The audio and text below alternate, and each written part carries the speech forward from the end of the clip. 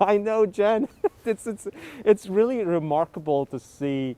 You know, I was expecting I'm going to be here till 10:30 and I'm going to be doing a hit. Well, I'm doing a hit, but talking about how the event is still going on, but it's over.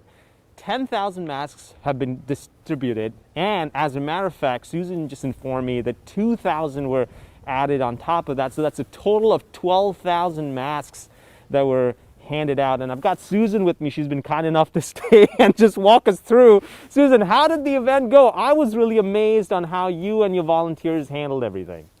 Oh, thank you for that. I mean, it's always disappointing for all of us when we don't have enough of something. And right now, you know, masks to take precautions are, sorry about that. It's okay. It's all part of the job. In high demand. So it's always disappointing when we don't have enough of something.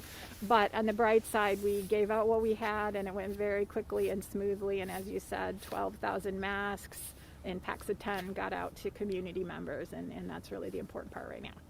One thing that I noticed also, like people didn't have to wait a lot over here. It was only 10 minutes from what I heard for the most part.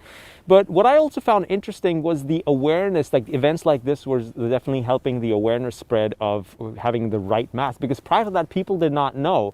Were you aware of that? You know, there's been a lot of discussion of that. And of course, you know, if you work in the field, you're aware that the higher quality masks or the N95s provide a certain level of filtration. Now, earlier in the pandemic, before we had variants like the Omicron that spread much more easily, there was a lot more confidence in using just a cloth mask. And going way back in the pandemic, what we were really trying to accomplish with those masks was to prevent the spread from an infected person, right? So that's a little bit different than what we're now looking at, and that higher filtration that's meant to protect the wearer better. And that's specifically because of the variant becoming more easily transmitted, right?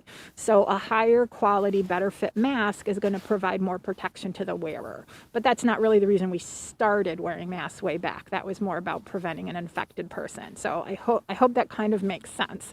But so where we are now with this variant that spreads much more easily, we do recommend a better fitting mask, essentially. So something the best that you can get in terms of good fit and multi-layer good filtration.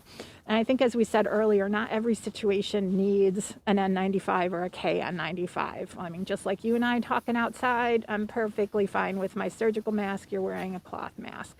If you're indoors and you're around, you know, other people or vulnerable people, you know, you're going to want to up that protection a little bit more. So a surgical mask with a cloth mask over it can be good. If you do have an N95 or a KN95, you want to make sure that fits as well as possible, that it's around your face without a lot of gaps. And if you breathe in and out, that sort of stays in the mask, right? So the keys, again, are really that well-fit, multi-layer option, and what's available to you. Go ahead and use that, and pay special attention when you're indoors or in areas without a lot of flow or close to folks. Awesome, right? Susan. Thank you so much for your time, and once again, what a great initiative. If you don't have your KN95 mask or N95 mask, you can definitely buy it online, and obviously wearing a mask is better than not wearing a mask at all.